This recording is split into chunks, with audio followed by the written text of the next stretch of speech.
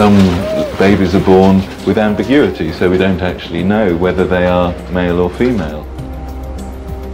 When my grandfather learned that there was question of my sex, it was suggested by him that they just let me die. I look female on the outside. I have normal female body, basically, but instead of having XX chromosomes like a typical female, I have XY chromosomes like a typical male. When I was born, I showed up and I had ambiguous genitals. My mom, who was a nurse, who worked at the hospital where I was born, looked around and she saw all the nurses around the edge of the birthing suite do this. Everyone's dying to know what the baby is, and how do you say, we don't really know yet. So how can there be more than simply male and female?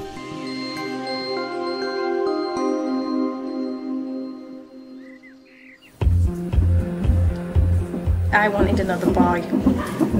I wanted a girl. Well, I thought it was going to be a girl. I'd have liked a girl, but as long as he's healthy, I ain't bothered. I had her as soon as I got in here. Yes, I didn't even get a pair of gloves on today, but we caught her. We did. She came in the right place, and she's absolutely beautiful. She's none the worse for it. No. The thrill of a new baby never goes away. No. And the sex of a baby is more often than not the first question everyone asks. The husband said, "Oh my goodness, it's a little boy," and they were just both very emotional. It was lovely, really lovely moment. However, for some parents, it's not that straightforward. They took us in a room and they said, "We need to check the sex of your child," and I thought, oh my God, looking at him and looking at the way he was made, you could actually look at him and in a different light think that he looked like a little girl. Giving birth to a baby whose sex isn't obvious can be frightening and confusing, and most parents would want to protect the identity of their child by remaining anonymous. And I was scared. I was scared for him, and I was scared for us, and I was scared about the effect it was going to have on us as a family, but I knew that I owed it to my son to sort it out. How come one day I have a son, and then the next day I have to tell all my friends and family that actually I haven't got a boy, I've got a girl.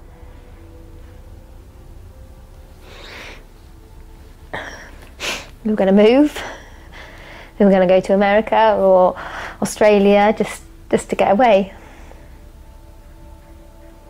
Many parents would feel the same shock and fear, because sexual ambiguity just doesn't fit with our clear-cut view of male and female. Some little girls who are born actually have male genes and are producing male hormones, but they look like little girls, and some babies who are born look like little boys, but in reality they have female genes and female internal structures.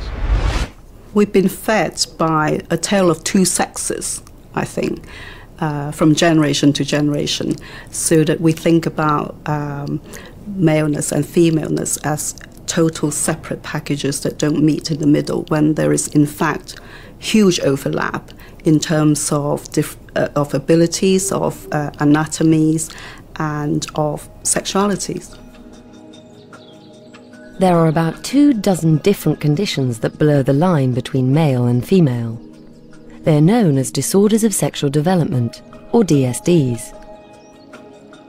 DSD is a broad range, looking at a spectrum from girls who may appear much more masculine initially to boys who are under-masculinized.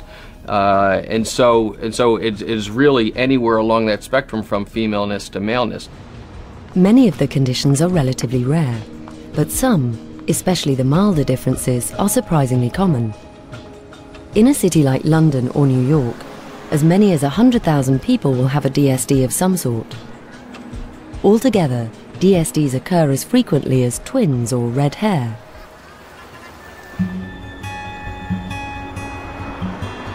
Some DSDs will also affect your general health. Janet has a DSD called congenital adrenal hyperplasia, or CAH. It means her adrenal glands don't work properly. It's very threatening to a body, particularly if there are infections or some sort of other trauma that happens.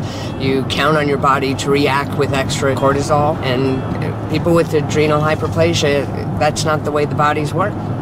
Rather than fighting infections, it ends up collapsing from it. I don't really think that as a child you think about death, but I didn't know how close maybe I was sometimes.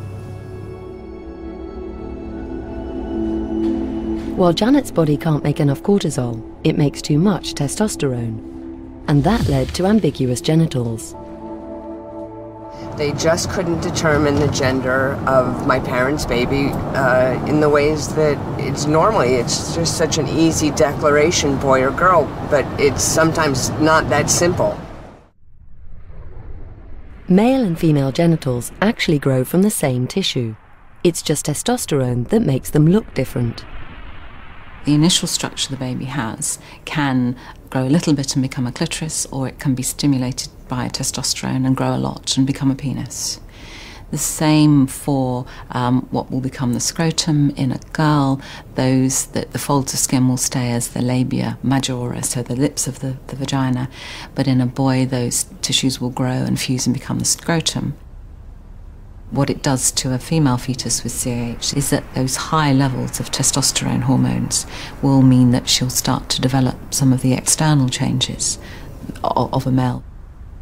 Because of her CAH, Janet was born with an enlarged clitoris, giving her an appearance somewhere between male and female.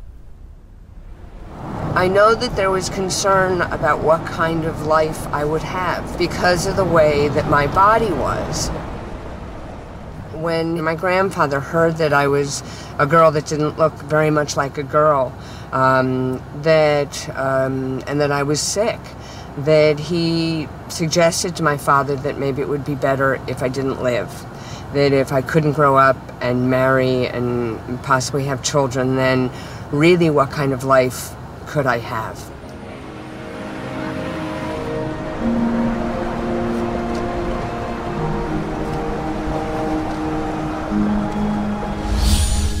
Working as a clinical psychologist and as a certified sex therapist, I worked for a long time with people who were born with ambiguous genitalia, people who we call intersexed. And those people are usually raised with a lot of shame and secrecy. Those babies are hidden from general society. I really understand that experience because that's the way that I was born, and that was my experience of growing up. I see a lot of parents go through a tremendous amount of fear and guilt that they're somehow at fault for having given birth to a child that has a birth difference. I think my parents were worried about that too. There's also a lot of shame and stigma that goes along with having a kid that's born different, and how do you explain that to people, and how do you tell people how it is that this happened.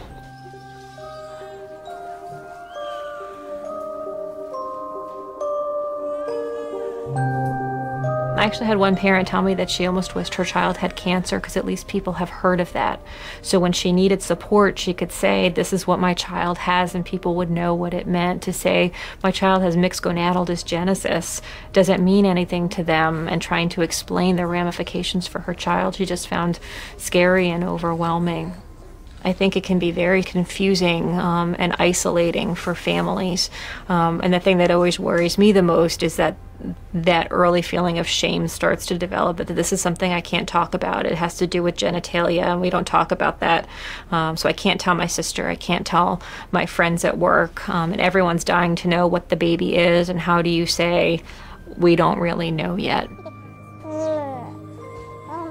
People tend to kind of like create radio silence, and they kind of wait for the doctors to come up with some kind of decision about this. And the doctors are looking at their chromosomes and their gonads and how the tissues respond to various kinds of hormonal influences, and seeing what's going to happen if they try to give this kid a male assignment or try to give this kid a female assignment. And that can be a messy process. Doctors try to work out what happened during the baby's development. Among other things, they check the body's DNA containers, the chromosomes, to see whether the child is genetically female or male. They see if the baby has ovaries or testes, and whether they have a womb or not. They also test what hormones the body is producing, and try to determine how the baby's genitals might develop. It's really our investigation, almost as detectives, really, an investigation into it and trying to find out what the external structures are and what the internal structures are. You may end up with testicles with XY chromosomes, but you have a normal female external appearance, and you've got a brain that identifies yourself as female. You may end up with ovaries and XX chromosomes, and you're identifying those as male.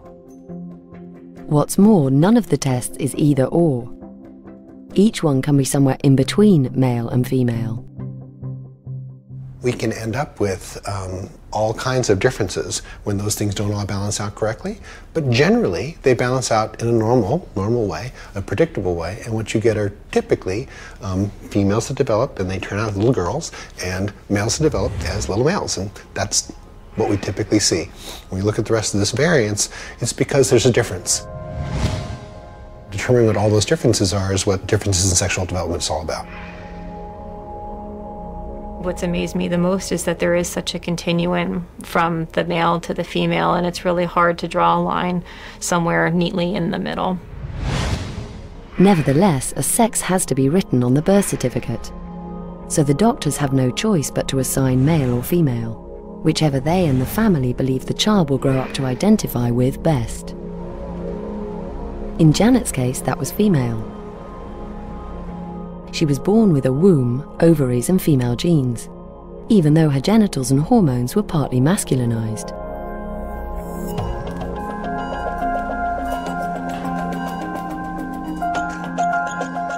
The next question her parents faced was whether to allow surgery to make her genitals look more female.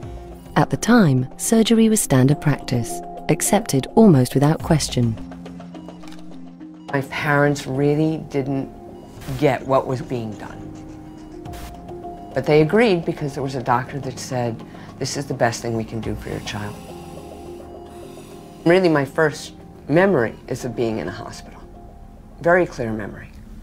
What is that memory? I was about 2, and I can remember exactly where the bed was in the room. I can remember that it was kind of a crib because it had the bars on it.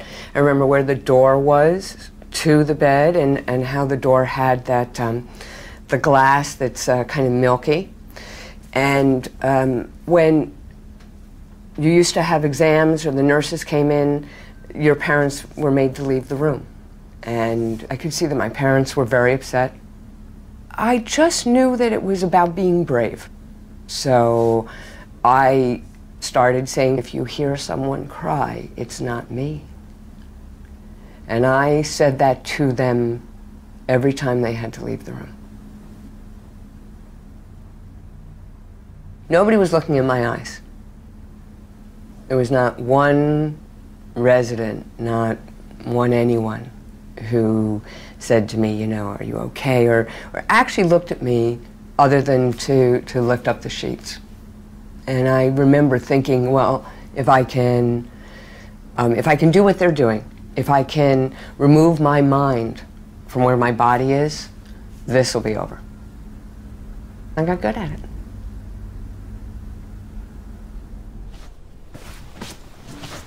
And it actually took me months to go to my mom to try and get clarification. Why am I different than other little girls? And I remember where she was in the room and in the house, and I can remember saying to her, why am I different than other girls? And it was very sad for her. You know, I just remember her getting really emotional about it, and I think I was looking for confirmation from her that everything was okay and that I wasn't all that different. And I remember, you know, kind of this hoping for, I love you just the way you are and everybody is different and it'll be okay. And what I ended up with was another surgery pretty quickly. It was the third time Janet had had surgery.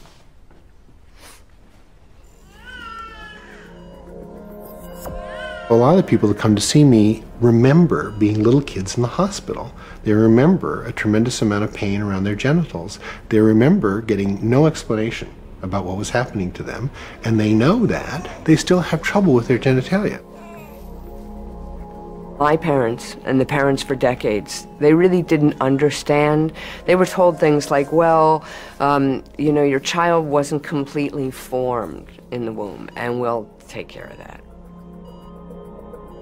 Or this is just a little nothing, it'll all be okay. And what parent wants to be thinking about their children's genitals, you know? They don't. So, you know, in medicine, our doctors used to say, this is what you need to do, and we used to say yes. My mom wanted a girl. She had my older brother first. And like most 50s families, they thought it would be great to have a boy and a girl, and that's not what happened. I had this very mixed presentation where things looked very between male and female. Not really very male or very female at all, but very much in between.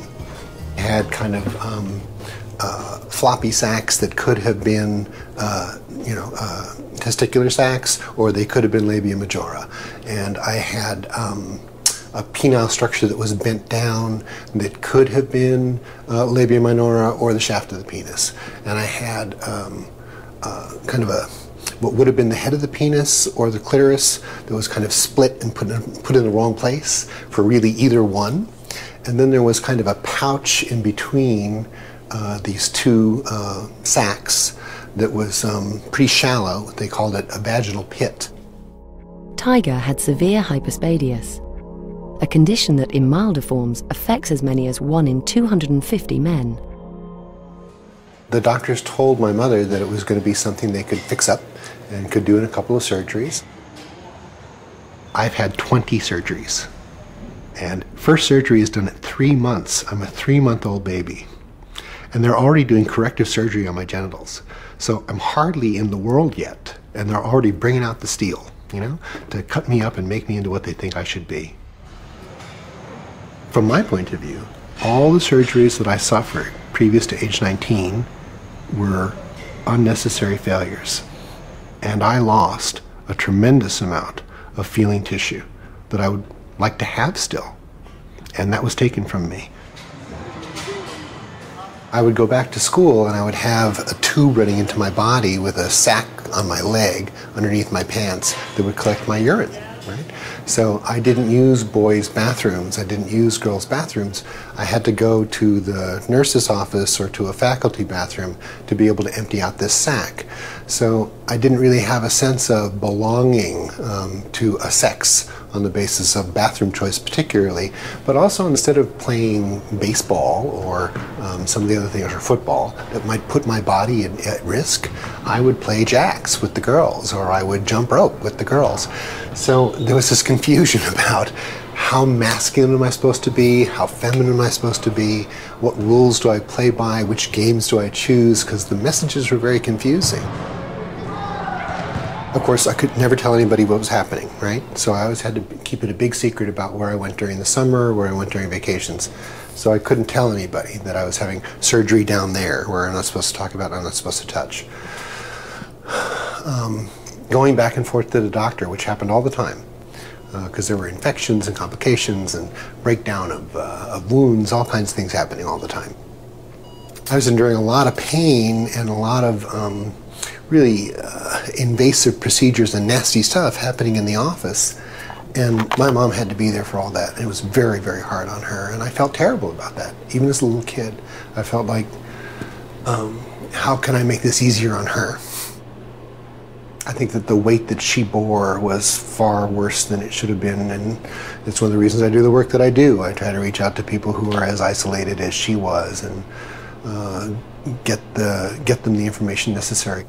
On the show today is Dr. Tiger DeVore. He's a sex therapist, a psychologist. We're going to get right to the point. What's the difference between men and women? Well, most people think that human beings just come in two kinds, man or women, but male and female just represents two sides of a broad spectrum of type. So it's a lot more complex than you might imagine. Oh, very good.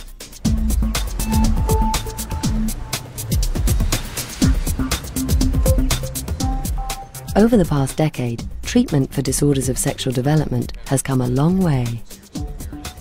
It's far less paternalistic than it used to be, and our team as a whole really believes that the whole family needs to be involved from the very beginning. Parents are involved in the very first discussions we have, and we encourage them to continue that conversation over time. The goal of our DSD team is to really take a multi-specialty approach and heavily involving the family with that. And so we have urology, endocrinology, psychology, genetics, social work. I think all of that is very important to treating a child with a complex disorder that requires the expertise of all of those components. This multidisciplinary approach is also used here in the UK. My role is to help parents think about the consequences of early surgery in terms of the fact that there'll be scarring, that although it might look more like they're hoping, it doesn't mean it'll look completely like somebody without ambiguous genitalia, because there'll be scar tissue. There's a risk of a loss of sensitivity to that area, which is something, you know, as a child they're not going to be worried about, but as an adult obviously that's really important for intimate relationships. While everyone agrees about being open and inclusive, there's still debate about whether and when to do surgery. There are a lot of activists who describe infant surgery in one word, and they refer to it as mutilation. What parents worry about is bringing up a child as a girl when their genitalia look male, and they worry about bullying and teasing and swimming and all those sorts of things, and they're very real worries. We know from studies now that with fetal surgery, the fetus heals very quickly and does very well, and infants respond to surgery and heal better than they do in later childhood and certainly adolescence. For the parents, trying to decide what's best for their child is almost impossible. They said in order for him to function as a man, he was going to need intensive surgery, about 3 to 5 surgeries, because the way he was at the moment, that was never going to happen. The surgeon told me it was going to look horrific. He said it was going to look like it had been chewed, and that's exactly what it looked like. It looked like a dog had got hold of him. And at that stage I thought that there's no sexual future for my son. It's impossible. He won't even be able to wee from that, let alone anything else. And I just thought, yeah, we've been told he's a man, but God, he's not going to be able to function as a man. And I was absolutely devastated. The surgeon said, let's go back in that room and let's look at it properly. He said, try and look at it differently. And I did. And he was right. And actually we're lucky. He used to have surgery and then we'd come out of the recovery room and go through the children's cancer ward, and that was a stark reminder every time I came through that ward and saw those poor little children, that actually we're lucky. It was the right thing to do, and it wasn't a question if it was just cosmetic. It wasn't just to look nice. It was because it wasn't. It was to function, and I had no choice. Each and every case will always be very different, and sometimes there can be compelling reasons to wait before doing surgery. You don't know how a body is going to grow. You know, when children are born, they can have excess hormones from their mothers, so their genitals can be enlarged or engorged anyway. So to wait to see how that child grows, what looks to be a large clitoris on a 5-pound child can look totally different when that child is a year or 2. If we look historically at the outcome of surgery that's been performed in infancy for girls with CAH, approximately 90 to 95% require further surgery in adolescence. Unless there's a medical necessity to change the appearance of those genitals, I don't think they should be cut on at all. I think they should be prevented from being cut on. It's the kid's genitals. It's not the parents' genitals. It's not the doctor's genitals. It's the kid's genitals. And when they're a young adult, they're going to want their genitals to work. The issue, I think we would all want the child to be able to make the decision for themselves. The problem there is that if you wait until they are old enough and mature enough to understand and say yes, have you hurt them by not doing the surgery or the medication or whatever earlier? We've had one little girl we worked with congenital adrenal hyperplasia who had no reconstructive surgery done, and now at 8 years old has a very large 7-centimeter clitoris, looks typically male. And when I ask her, you know, how does she see herself? She's like, I don't really know if I'm a boy or a girl. I'm a girl in my head, but I'm a boy below my waist, and I don't really know what to do about that. We want to make sure that we're making the proper decisions and distributing the proper care to the patient for long term. The thing that's most important to me is that we've been honest with families from the beginning, that we've laid out what we know and the limits of that knowledge. And so as long as I feel like we've done that responsibly and carefully, I can live with the decisions that we recommend. Slow your roll there, Mom. They're good when they really puff up. I had a premonition that she would be a little girl about a month or so before she was born, and so I was pleased that my idea of her was the reality. It's lovely having a boy or a girl, but it was a lot of fun having a little girl. Not all disorders of sexual development are obvious at birth. Many DSDs affect the internal organs and won't be obvious in everyday life. In some cases, they can go undiagnosed for years, which is exactly what happened to Katie. When she was 6, she slipped in the tub one day and started crying, and we noticed that she had a bulge in her groin, which was a hernia. I remember the hernia. I remember that it hurt. I remember going in for the surgery. I remember lying on the operating room table and being really embarrassed because I was naked in front of all of these strangers. While repairing the hernia, the surgeons were surprised to find a partially descended testicle.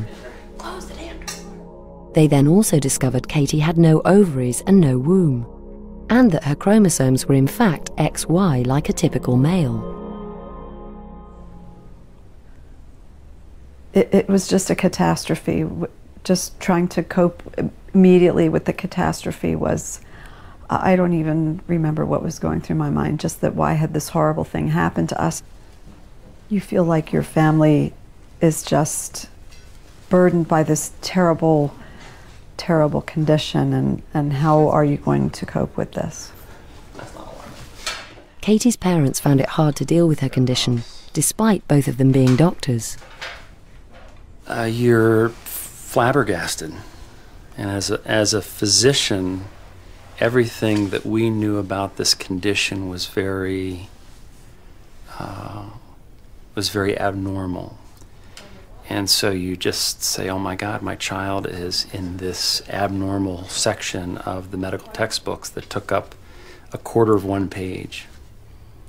And so you're trying to put that into context as a parent and physician, and it's really hard.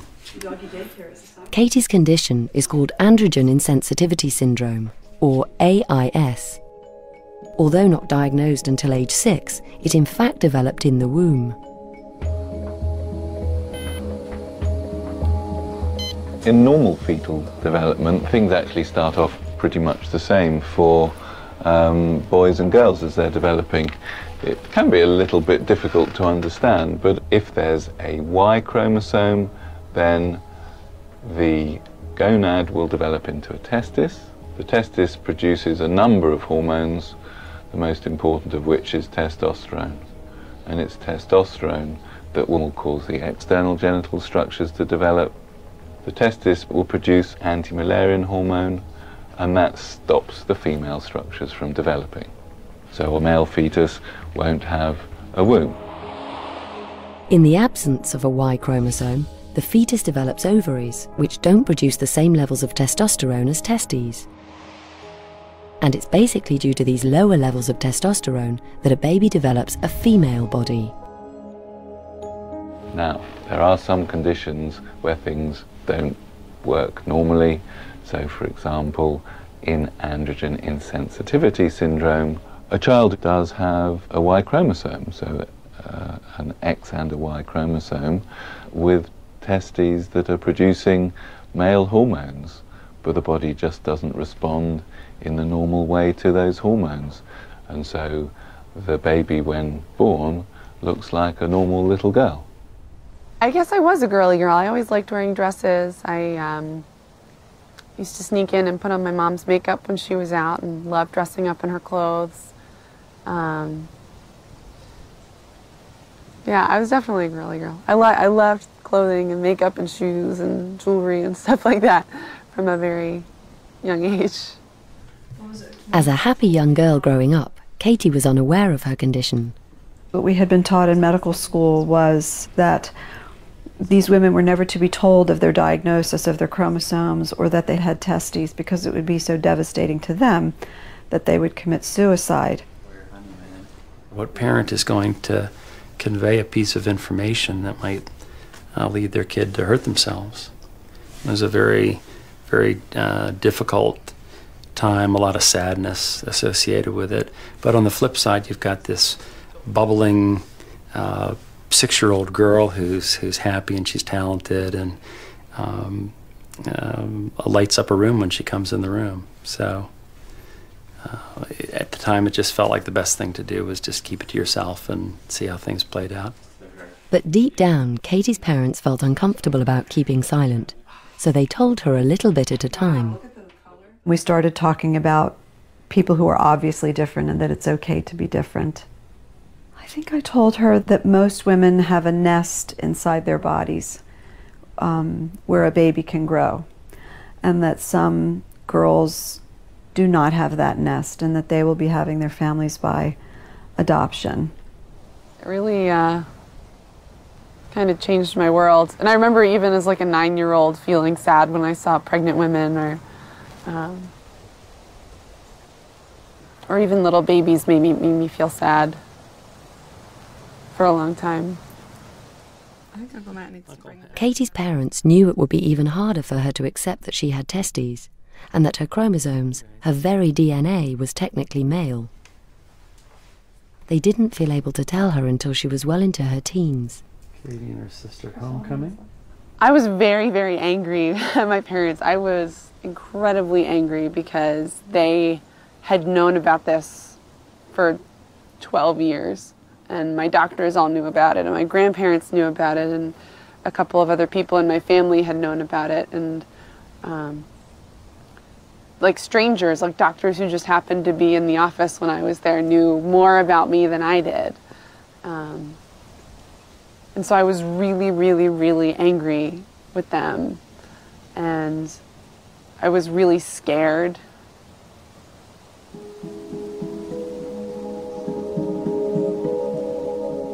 I was not prepared to think about myself as totally and irreversibly different than every other woman. You know, I wondered if I would ever be loved, if I was so different that I couldn't be loved.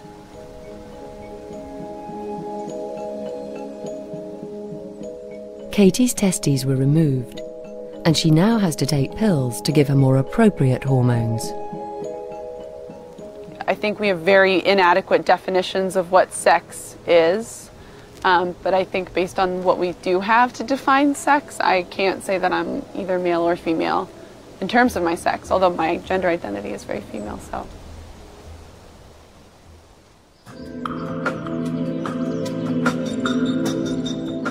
Being male or female is so much more than just our biology. It's about who we feel we are and how we live our lives. And living life with a DSD can become even more challenging when you're starting a relationship.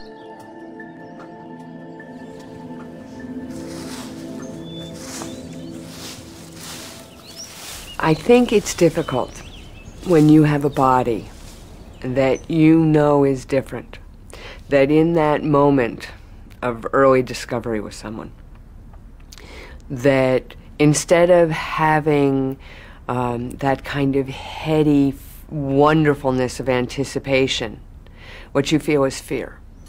I mean, you also feel anticipation, but you have fear, and you just wonder when you get to that moment of nakedness, is there going to be reaction? Is there going to be fear?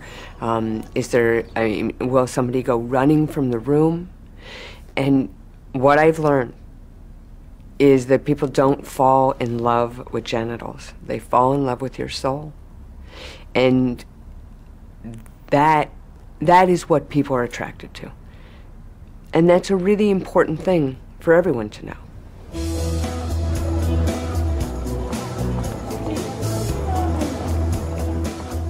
We met in a pub in Leeds. As soon as we met, I thought, she's a very nice girl. At first, I didn't really think he liked me. He were putting on the charm a bit, but he'd just been on a date with another girl, so I didn't think he were interested about it. I do remember when Jess first came to see me, and it was not an uncommon consultation really, in that she came not really knowing what was wrong with her. She'd been referred by her GP because she'd not yet started her periods, but she was already 17, so it was a little bit late in the day for her not to be having periods, so I had quite a high suspicion that she probably did have a condition in which the womb doesn't develop, but everything else has developed normally. Jess's condition is called Rokitansky syndrome, and it affects 1 in 6,000 women. I don't really remember much from what he said that day, because I was just in floods of tears. And my mum, I could tell that she was trying to sort of hold it together for me. He said that I'd not been born with a womb. We didn't really mention anything about sort of the future. He just wanted to concentrate on getting me through it and letting me know all details and everything. Well, this is what it looks like inside the tummy cavity of a woman who does have a womb. We can see here the uterus with a fallopian tube on the left, a fallopian tube on the right, and 2 ovaries. This one looks quite large, and that's because it's swollen with the structure that's just about to release an egg. But when there isn't a womb, this is what it looks like. So we see an empty space here. Behind we've got the bowel, in the front we've got the bladder. And you can't actually see ovaries on this picture, but if you look round to the side and a little bit higher up, you'll see here a normal ovary and indeed a fallopian tube, and this nubbin of muscle is actually where the womb started to develop but actually failed to develop completely. It doesn't change her as a person. I still, we still love each other and stuff, and she's not a different person. It's just a complication that we can move around. I actually had an MRI scan when I first found out, so that they could check if I did have both my ovaries as well.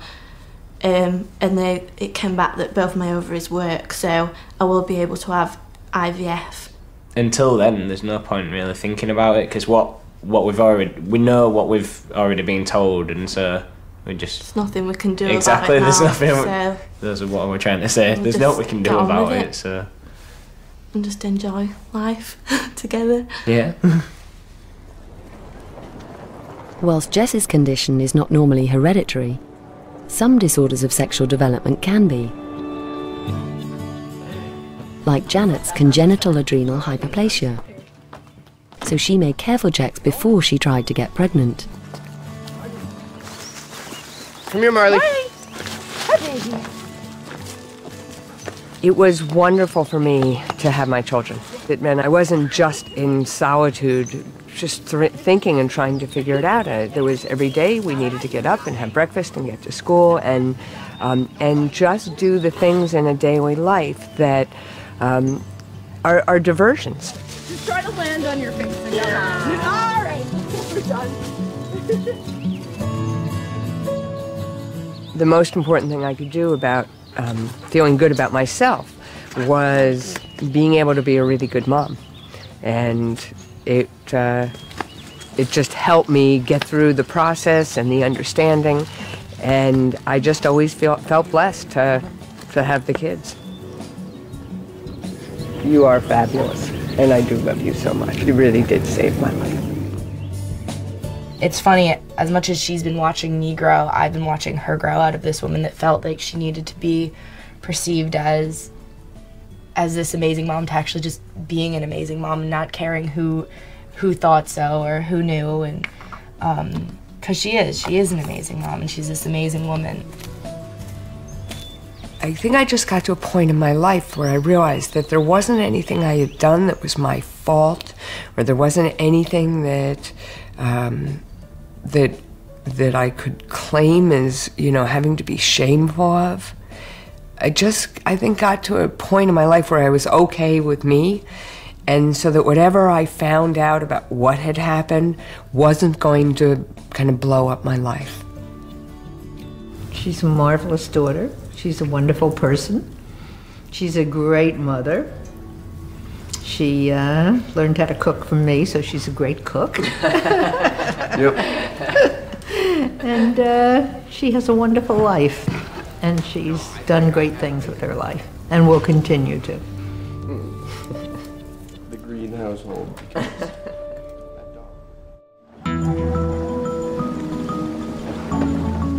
For some women, the reality of living with a DSD will mean they choose to remain very private. In an ideal world, I don't want to be anonymous. I'm not embarrassed about who I am. In fact, quite to the contrary, I'm incredibly proud of who I am.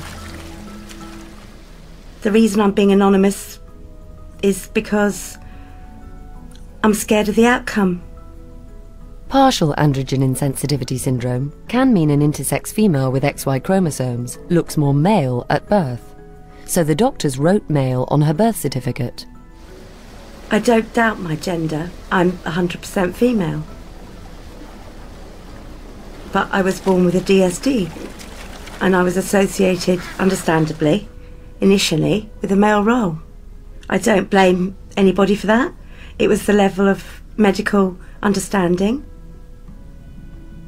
But it was one of the worst times of my life. They raised me as a boy, which was really, really, really tough. When they dressed me, I used to scream and scream and scream. I was ridiculed constantly because of the way I sounded. I was ridiculed because of the way I looked. A really vivid memory that I have was feeling like a 12 or 13-year-old girl and being enforced to have to go into the boys' changing room, and my body wasn't anywhere near the state of other people's bodies, and I was terrified. By her mid-teens, she was experiencing more mixed physical development and appearing more female than male as her puberty progressed. She and her family experienced immense prejudice. It was very hurtful for my daughter, for my other children, and for me. The bigotry that they were showing, and the lack of understanding, and their unkindness. And, in fact, she left.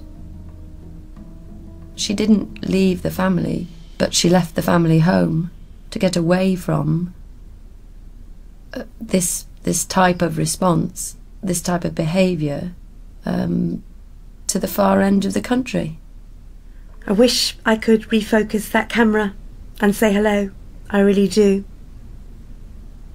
And I'm sure I will do one day.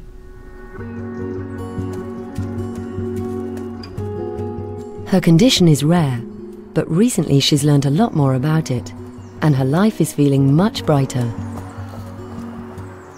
I was given the correct specialists to see and clearer understanding of my condition, and they're good. They're a great bunch. I'm okay. I'm all right. I would go to the ends of the earth for all my children. I feel the same way about all of them. And it's just a very deep love I have for them. Do you know the truth is, though, at present in the UK, as a woman who's been born with XY chromosomes, I'm prevented from changing my birth certificate from male. That means that I don't have the right to be married in the way that any other female has the right to marry. I want the same rights that everybody else has. And I'm going to get them. Hi, nice to meet you. At the Houses of Parliament, Lord Stevenson of Balmacara is happy to discuss trying to bring about change.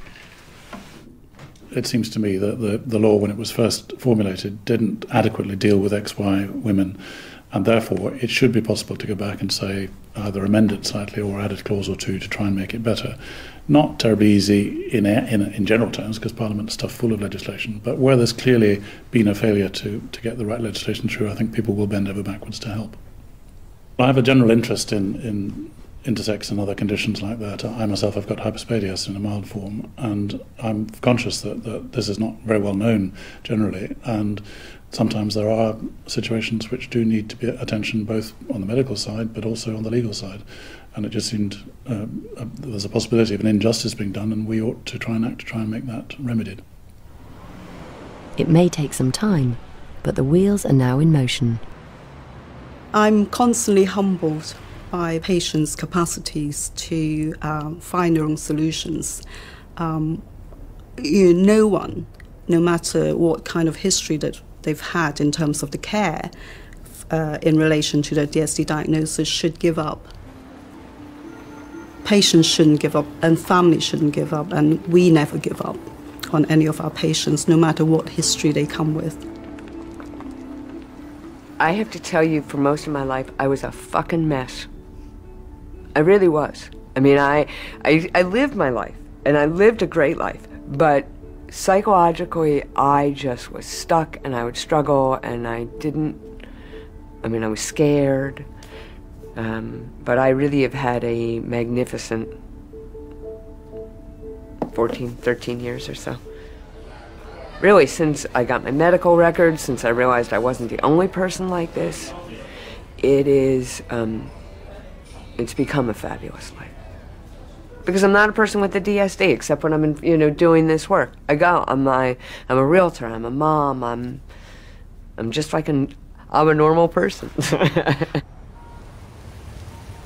From the standpoint of how I would want people to be accepted as intersex individuals, the tyranny of being forced into circling M or F on every form that I fill out, I'd like to see that change. I'd like to have a lot more options to be able to check, and typically what I do is I circle the whole thing. So it says morph, M or F, and that's my favorite way of responding to that question. When I look in the mirror, I see someone who has come through something challenging and has made a lot of good out of that challenge.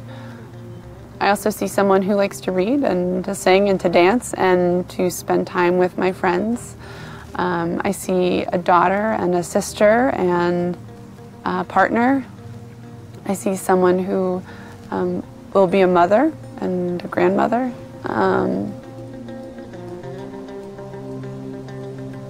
I see all of those things before I see someone with a DSD.